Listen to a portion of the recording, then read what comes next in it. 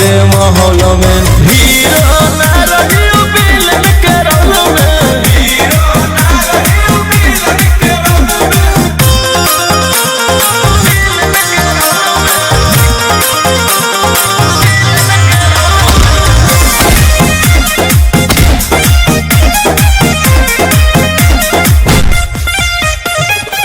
बुझिए ना हमारा के गायक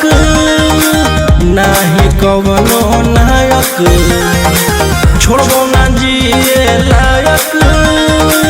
हियो हम बेटा खलनायक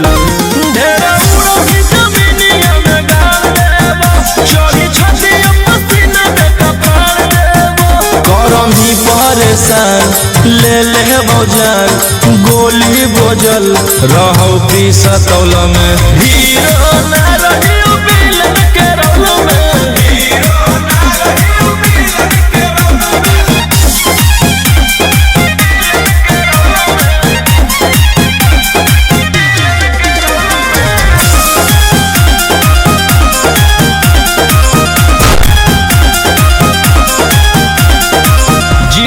सारा रंगदार कहो हो हमरा सरदार थाना चाहे थानेदार मुट्ठी में रहो सरकार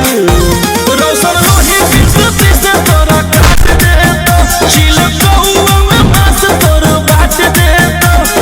हो जही तो दंगा ले मीजे पंगा आंसुओं मकांत के एक एगो कौल में हीरो ना रहियो